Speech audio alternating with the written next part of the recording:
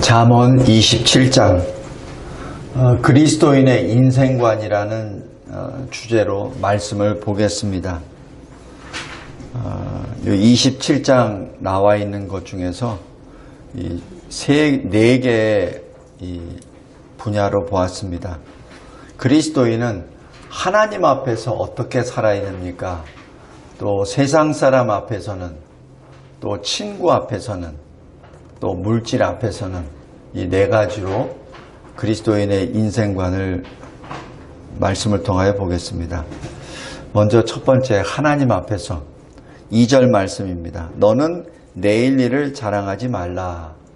여기서 내일 일을 자랑하지 말라는 얘기는 하나님의 뜻대로 계획하는 것이 아니라 너 자신만을 위하여 내일 일을 자랑하지 말라라는 얘기입니다. 누가복음 12장 16절부터 21절까지 예수님이 한 부자에 대해서 말씀하시죠. 한 부자가 그 밭에 소출이 풍성합니다. 그러니까 너무 기뻐서, 근데 이 소출을, 이 곡식을 저장할 공간이 없으니까 현재 있는 곡간을 헐고 내가 더 크게 짓고 모든 것을 거기다 쌓아두리라라고 속으로 자기 자신에게 말을 했죠. 이때 하나님께서 이렇게 말씀하십니다. 어리석은 자여, 오늘 밤에 내 영혼을 도로 찾으리니 그러면 내 준비한 것이 누구의 것이 되겠느냐? 네 것이 되지 못한다는 얘기죠.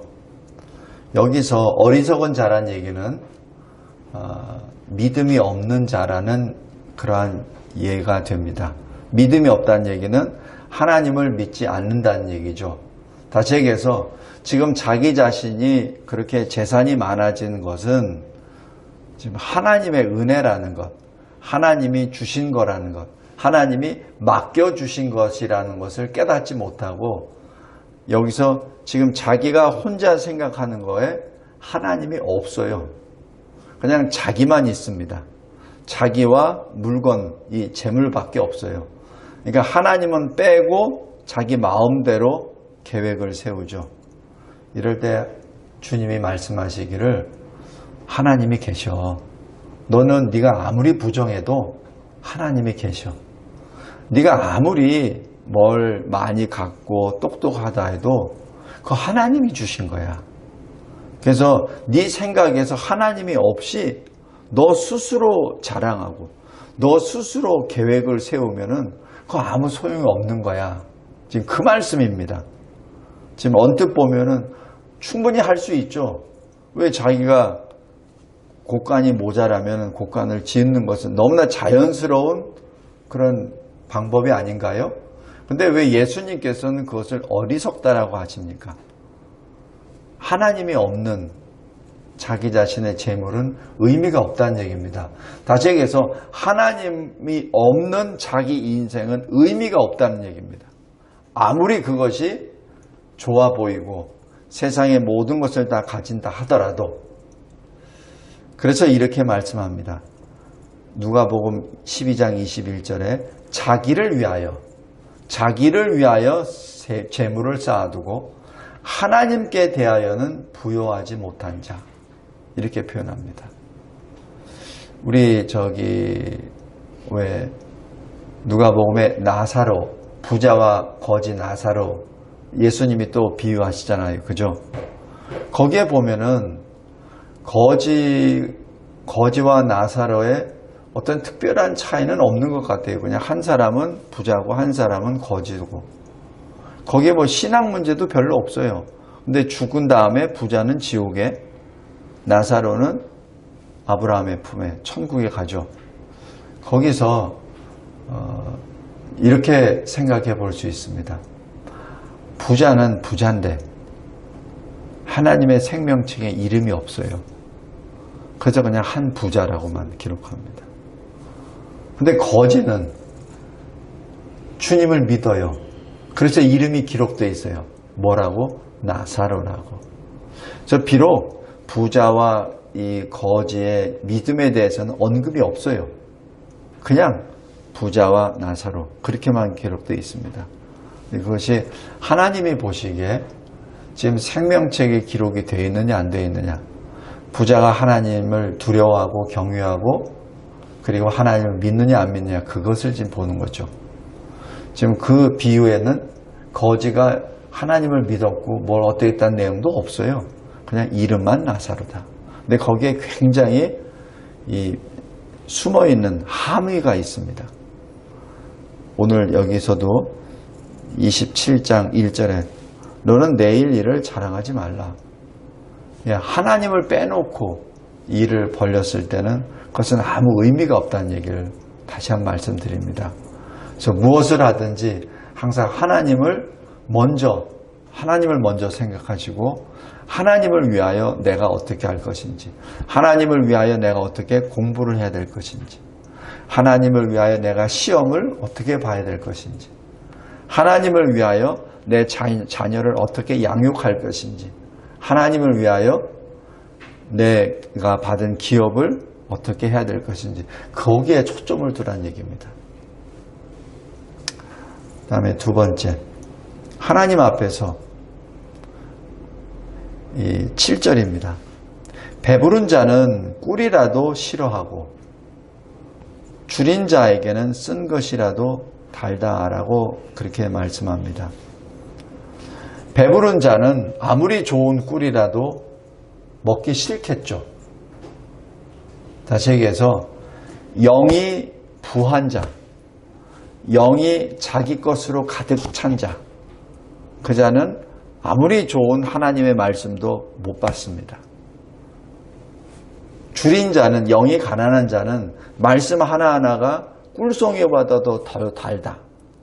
그리고 말씀 하나하나가 그냥 말씀만 떨어질 때마다 그냥 아멘 아멘 하면서 눈물을 흘리며 가슴을 치며 하나님 하나님 말하고 고백하는데 갈급한 자는, 그런데 배가 부른 자는, 자기 영이 부한 자는 그렇게 되질 않아요.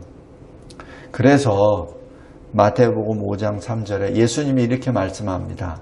심령이 가난한 자는, 다시 영이 가난한 자는 복이 있나니 천국이 그들의 것이며, 이렇게 말합니다. 그래서 천국을 소유한 자는 누가 소유하냐면 세상 것을 내려놓은 자가 천국을 소유합니다. 내 생각, 내 자랑, 내 계획을 내려놓은 자가 하나님의 계획을 받죠. 하나님의 나라를 받게 되죠.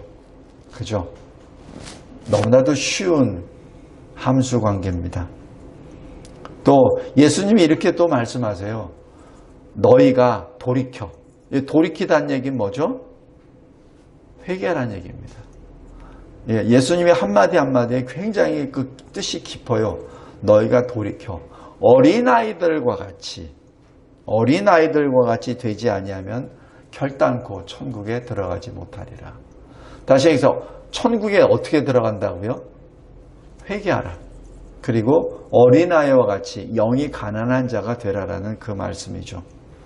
오늘 여기 7절에 배부른 자는 꿀이라도 싫어하고 줄인 자에게는 쓴 것이라도 달다라는 그 말씀입니다.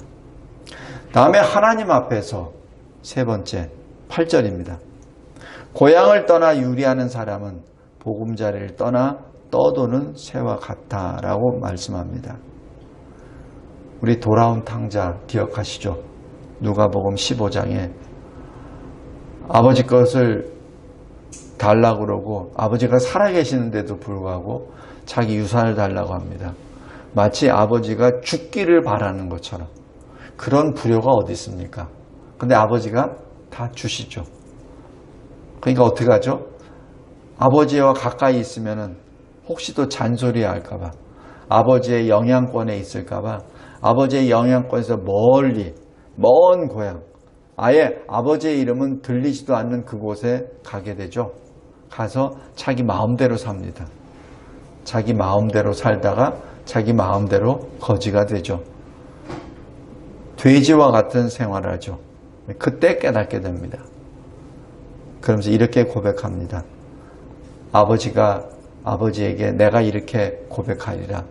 내가 하나님과 아버지 앞에 죄를 범했사오니 내가 더 이상 아버지의 아들이라고 부를 수 없습니다. 이렇게 말하고 아버지께로 돌아가야지라고 돌아가죠. 근데 돌아갈 때 어떻게 하죠? 멀리서 아버지가 자기 아들이 돌아오는 것을 보고 막 달려오죠.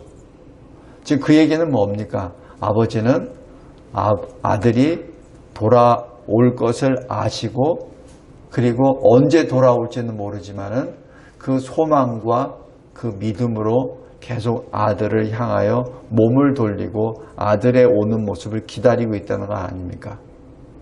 성도 여러분, 이분이 우리 하나님 아버지이십니다.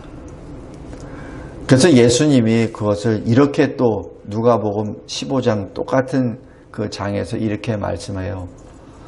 100마리의 양 중에서 한 마리를 잃었는데 그 잃은 양을 목자가 찾았으면 어깨에 둘러매고 노래를 부르며 춤을 추며 와서 그 집에 와서 내가 잃은 양을 찾았다. 우리 잔치를 벌이자라고 이렇게 할 것이 아니냐라고 합니다. 그러면서 하늘나라의 의인 99명보다도 이렇게 잃어버린 자 한 마리, 한 영혼을 찾는 것이 천국에서는 큰 기쁨이다 라고 그렇게 예수님이 비유를 하시죠. 오늘 여기 8절에 고향을 떠나 유리하는 사람, 바로 저와 여러분의 모습이었습니다. 저와 여러분은 사실 천국 본향을 떠나서 하나님 본향을 떠나서 유리라는 얘기는 정착지도 없고 그냥 떠돌아다니는 아무런 뿌리도 없고 떠돌아다니는 사람입니다.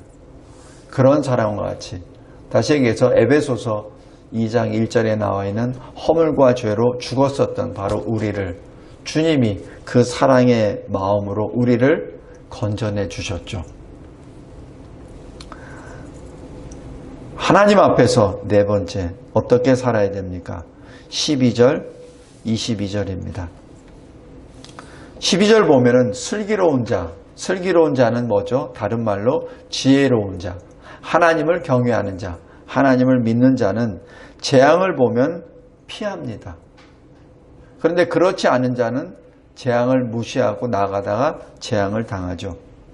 22절에 미련한 자, 바로 하나님을 믿지 않는 자, 하나님을 경외하지 않는 자는 그 미련이 너무나 단단해서 이 절구에 공이로 쪄도 찌어지지 않는 곡물처럼 그 미련, 그 불신이 벗겨지지 않는다라고 기록합니다.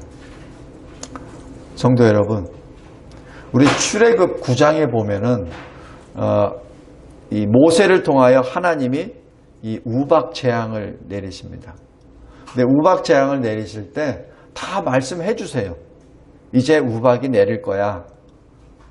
말씀 다 해주세요. 그리고 우박이 어떻게 내려서 어떤 재앙이 될 거야.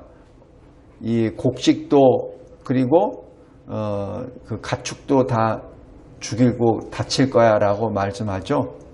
자, 그런데 문제는 그 말씀을 듣고 하나님을 경외하고 최소한 경외 안 한다 하더라도 그 말씀을 믿었던 바로의 신하는 자기 가축들을 최소한 가축들을 이 지붕이 있는 데다가 이게 보호합니다. 그런데 그걸 믿지 않는 바로의 신하는 그냥 내버려 두죠. 결과는 어떻게 되죠? 바로 앞에 내리는 우박 재앙을 두려워해서 조치했던 사람은 바로 이 재앙을 피하게 되죠. 그런데 그러지 않은 자는 그대로 재앙을 다 받게 됩니다. 누구? 바로의 신하들, 하나님 안 믿는 사람들을 말합니다. 성도 여러분, 요한계시록 18장 4절에 바벨론 성이란 그 커다란 성, 그게 뭐냐면은 지금 우리 인간이 자랑하는 인간의 과학 문명, 인간의 문화 자랑의 그 샘플, 그 도시, 커다란 도시를 말합니다. 인간의 중심으로 자랑하는, 뭐 로켓가 어디 행성으로 날아간다고 자랑하고 저 우주 공간에다가 우주 정거장을 짓고 그 다음에 뭘 어떻게 한다고 자랑하는 것, 그 다음에 이 세상에서 자기의 성의 정체성까지 우리가 바꿀 수 있어 라고 말하는 그러한 교만을 치닫는, 하나님의 창조 질서를 깨뜨리고 하나님의 영역을 침범하는 그런 악한 일들이 머리를 들고 하나님을 조롱하고 멸시하는 바로 그 세대가 바로 바벨론입니다. 거기에 하나님이 말씀하십니다. 내 백성아, 거기서 나와라. 그의 죄에 참여하지 말라. 그가 받을 재앙을 받지 말라 라고 말씀합니다. 우리 이 잠언 27장에 나와 있는 그리스도인의 인생관 첫 번째, 하나님 앞에서 우리는 늘 하나님의 말씀에 순종할 줄 알아야 됩니다. 그리고 그 하나님 말씀에 순종한다는 것은 믿음을 토대로 했을 때 가능합니다. 그래서 하나님을 믿는 믿음이 없을 때 경외함도 없고 하나님의 말씀을 듣지도 아니하고 그리고 회개하지도 아니하고 자기가 가진 것에 자기 자랑으로 꽉 차버리죠. 결과는 어떻게 되죠? 영원한 멸망입니다. 두 번째, 사람 앞에서. 그리스도인은 사람 앞에서 어떻게 살아야 됩니까? 여기 2절 보십시오. 타인이 너를 칭찬하게 하고 내 입으로는 칭찬하지 말며 외인이 너를 칭찬하게 하고 내 입술로는 너를 칭찬하지 마. 다시 얘기해서 베드로전서 5장 6절처럼 하나님의 능하신 손 아래에서 겸손하라. 때가 되면 너희를 높이시리라. 하나님 앞에 늘 우리가 사람 앞에 있다고 하여 사람만을 생각하면 안 됩니다. 그 사람 위에 하나님이 계신다는 걸 잊어서는 안 돼요. 우리가 어떤 사람을 봤을 때 그 사람만 보시지 마시고 그 사람을 통치하시는 하나님을 보시기 바랍니다. 그래서 그 사람 앞에 겸손하라는 개념보다도 하나님 앞에 겸손하라는 얘기입니다. 그것이 그리스도인의 인생관입니다. 두 번째, 사람 앞에서 어떻게 되죠? 분노를 내서는 안 됩니다. 3절 4절입니다. 미련한 자의 분노, 다시 얘기해서 믿지 않는 자의 분노는 돌보다 무겁다는 얘기죠. 그 얘기는 스스로 나올 수가 없죠. 4절 보십시오. 부는 잔인하고 노는 창수 같고 투기 앞에서 누가 서리요. 다시 얘기해서 그 미련한 자, 불신자의 분노를 제어할 사람이 없다는 것을 의미합니다. 로마서 12장 19절에 이렇게 말씀합니다. 너희가 친히 원수를 갚지 말고 하나님의 진노하심에 맡기라. 원수 갚는 것은 내게 있으니 내가 갚으리라. 주께서 말씀하시니라 라고 말씀합니다. 우리 항상 어떤 일을 당했을 때 먼저 하나님부터 먼저 찾으라고 하셨죠. 어떤 사람과의 문제가 돼서 분노감이 나타났습니까? 또 거기에 대해서 이 억울한 감정이 나타났습니까? 그 모든 것을 보고 계시는 하나님 앞으로 다시 서기 바랍니다. 그 사람 앞에 있지 말고 하나님 앞에 서 있을 때 하나님이 말씀하시죠. 원수 갚는 것은 내게 있도다. 너희들 하지 말라. 그 말씀입니다. 마치 아버지의 마음입니다. 아버지의 마음이 자기 자녀가 억울한 일을 당했을 때 아버지가 갚아주시겠다는 얘기죠. 그 아이들에게 피를 묻히는 것을 아버지가 원하지 아니하십니다. 세 번째, 14절입니다. 이른 아침에 큰 소리로 자기 이웃을 축복하면 도리어 저주같이 여기게 되리라. 분명 이거 축복은 좋은 의미죠.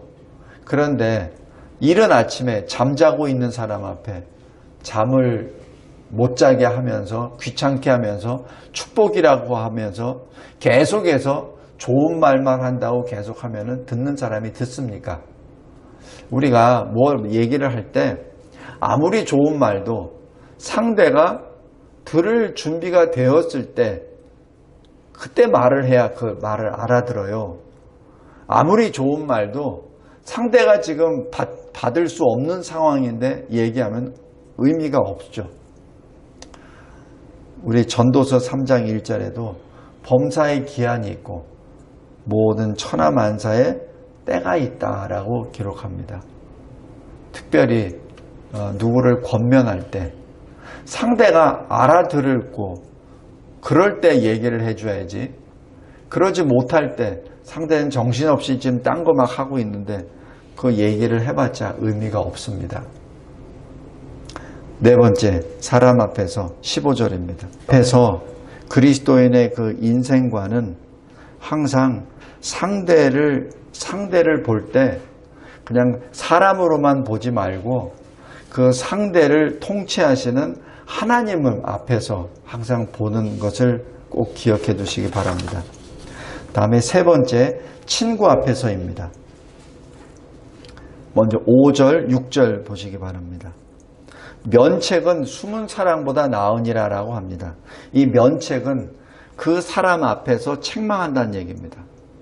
그러니까 사람 앞에서 책망한다는 것, 특히 친구 앞에서 책망한다는 것은 숨은 사랑보다 낫다라는 그 얘기고, 6절에서 친구의 아픈 책망은 충직으로 말미암는 것이나 원수의 잦은 입맞춤은 거짓에서 난 것이니라 라고 말씀합니다. 그래서 친한 친구가 자기 자신을 향하여 책망할 때 그것을 어떻게 해야 되느냐는 얘기죠. 여기 갈라디아서 2장 11절에 보면은 바울 사도가 베드로 사도를 책망하는 게 나오죠. 베드로 사도가 저 이방인 그리스도인들과 같이 음식을 같이 먹는 그런 교제 현장에 예루살렘에서 오는 어떤 또 그리스도인이 왔습니다. 그는 유대인 그리스도인이겠죠. 그러니까 그 당시만 하더라도 이방인과 같이 식사 교제를 한다는 거를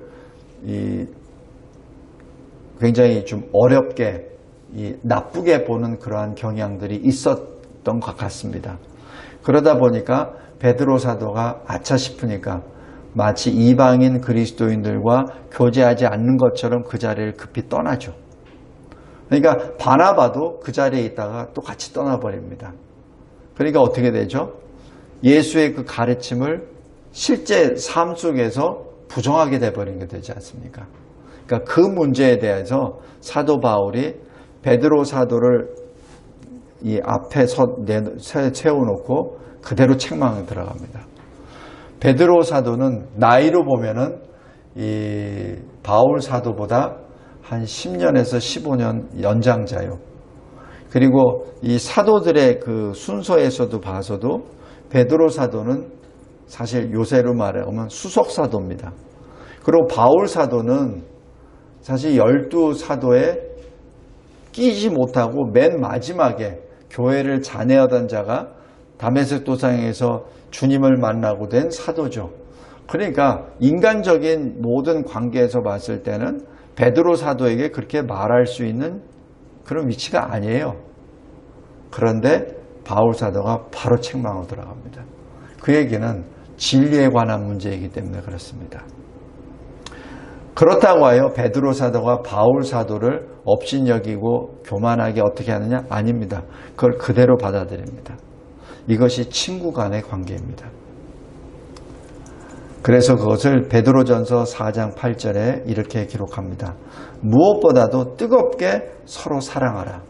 사랑은 허다한 죄를 덮으나니 라고 기록합니다.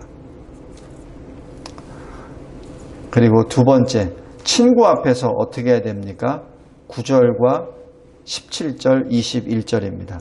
9절 보면은 기름과 향이 사람의 마음을 즐겁게 하나니 친구의 충성된 권고가 이와 같이 아름답다라고 기록합니다. 또 17절 보면은 철이 철을 날카롭게 하는 것 같이 사람이 그의 친구의 얼굴을 빛나게 하느니라 라고 얘기하죠. 또 여기 21절 보면은 도가니로 은을, 풀무로 금을, 칭찬으로 사람을 단련하느니라 라고 기록합니다. 이러한 모든 권고나 아니면은 어떤 책망이나 또 절차 탁마라는 그 말도 있죠. 서로가 서로를. 그 다음에 이 칭찬으로 그 자기 친구를 더욱더 이 단련시키는 그런 모든 것은 바로 내가 하는 것이 아니라 바로 하나님의 사랑을 내 친구에게 전한다는 그 마음을 댔을 때 이러한 일들이 벌어집니다. 그럴 때는 어떻게 하냐면은 빌립보서 2장 3절처럼 오직 겸손한 마음으로 해야 됩니다. 내가 그 친구보다 이것을 잘 안다고 하여 그 친구 위에서 말을 하는 것이 아니라 하나님 말씀을 대언한다는 개념으로 낮은 자세로 그 친구에게 권면을 해야 된다는 그 사실입니다. 그리고 갈라디아서 6장 2절처럼 그 자체를 서로가 서로의 짐이라 생각하고 서로의 그 무거운 짐을 서로가 짊어지고 그를 위하여 자기의 그 사랑을 나누는 그러한 방법을 통해서 그리스도의 법을 이루어 나간다는 사실입니다. 다음에 셋째 10절입니다. 내 친구와 내 아비의 친구를 버리지 말라라는 그 얘기죠. 누구든지 하나님의 뜻대로 행하는 자는 나의 친구요, 나의 형제입니다. 이런 말씀을 늘 기억해 두시기 바랍니다. 내 친구는 누구인가? 내 고향에서 누구? 내가 여태까지 인생을 살면서 누구? 그런 친구의 개념이 아니라 그리스도인의 인생관에서 친구는 하나님의 뜻을 행하는 자가 내 친구입니다. 그래서 하나님의 뜻을 행하는 자, 바로 그 사람을 사랑하고 우애하고 존경한다라는 것이 로마서 12장 10절의 말씀입니다. 성도 여러분, 여기 세 번째, 그리스도인의 인생관에서 친구는 누구입니까? 그리스도 안에서 하나님의 뜻대로 행하는 자입니다. 그것을 제가 요즘 자꾸 체험을 하게 됩니다. 과거에 내가 수십 년 동안 알아왔던 사람이야, 그래서 친구야 라고 하는데 막상 오랜 친구를 만났는데 거기에 그리스도가 빠져버리면 더 이상 아무런 이 공감대가 없어요. 그리고 내가 주를 위하여 무엇을 한다고 말을 해도 그 사람에게는 그냥 공허한 메아리밖에 안 됩니다. 어떤 사람을 구별하는 것이 아니라 그리스도 안에서 하나님의 뜻을 같이 짊어지냐 안 짊어지냐에 따라서 친구가 되기도 하고 그렇지 않기도 한다는 얘기를 드리고 싶습니다. 세 번째, 친구 앞에서 바로 하나님의 뜻을 행하는 자가 바로 친구입니다. 마지막, 물질 앞에서입니다. 여기 18절 보십시오. 무화과 나무를 지키는 자는 그 과실을 먹고 자기 주인에게 시종 드는 자는 영화를 얻느니라 라고 기록합니다. 그래서 무화과 나무를 지키는 자가 과실을 먹는다는 얘기죠. 그리고 자기 주인에게 시중 드는 자가 또 영화를 얻는다라고 말합니다. 그 얘기는 각각 자기가 한 일대로 자기 상을 받게 됩니다. 고린도전서 3장 8절입니다. 그래서 누구는 물을 주고 누구는 심어주고 하는 그런 일에 각자가 자기 일에 보상을 받고 상급을 받는다는 얘기죠. 그런데 무엇을 위하여 삽니까? 하나님의 영광을 위하여. 하나님의 영광을 위하여. 고린도전서 10장 31절입니다. 그 다음에 물질 앞에서 두 번째입니다. 23절에 내 양떼의 형편을 부지런히 살피며 내 소떼에게 마음을 두라라는 얘기죠. 이 양떼와 소떼라는 것이 무엇이죠? 어찌 보면은 나의 재산입니다. 그죠? 그러나 양과 소는 생명체입니다. 물건이 아니에요. 그에게는 그 생명체를 돌봐야 된다는 얘기입니다. 다시 여기서 양과 소는 자기 재산 이상이라는 얘기입니다. 내 양, 내 소야. 그러니까 내 맘대로 해 라고 얘기해서 마치 물건 다루듯이 하면 안 된다는 얘기죠. 하나님이 나에게 맡겨준 생명체입니다. 재산도 마찬가지예요. 마찬가지 이 목회자에게 주시는 주님의 양무리는 바로 성도들이죠. 그래서 주님이 말씀하세요. 내 어린 양을 먹이라, 내 양을 치라, 내 양을 먹이라 하는 요한복음 21장 15절에서 17절까지 그 말씀. 여기서 누가 소유주죠? 베드로 사도가 아닙니다. 목회자가 아니에요. 그 소유주는 주님이십니다. 마찬가지 내 양떼 형편을 내 소떼에 마음을 두라는 얘기는 그 양떼와 소떼의 주인은 누구죠? 내게 아니라는 얘기입니다. 그것을 베드로전서 5장 2절 3절에 이렇게 말씀합니다. 억지로 하지 말라. 하나님의 뜻을 따라 자원함으로 더러운 이득을 위하여 하지 말고 기꺼이 하며 주장하는 자세로 하지 말고 양무리의 본이 되라. 이것이 지금 우리가 받은 이 주님이 우리에게 주신 물질관입니다. 주님이 우리에게 맡겨주신 기업관입니다. 주님이 우리에게 맡겨주신 모든 이 세상을 바라보는 눈입니다. 다음에 세 번째 물질 앞에서 24절입니다. 대저 재물은 영원히 있지 못하나 면류관이 어찌 대대에 있으리요 라는 얘기입니다. 재물과 그 재물을 통한 면류관은 영원하지 않습니다. 다시 여기서 마태복음 6장 19절에 너희를 위하여 보물을 땅에 쌓아두지 말라 라는 그 말씀이 바로 연결됩니다. 마지막으로 물질관 25절입니다. 풀을 벤 후에는 새로 움이 돋나니 산에서 꼴을 거둘 것이니라 라는 말씀입니다.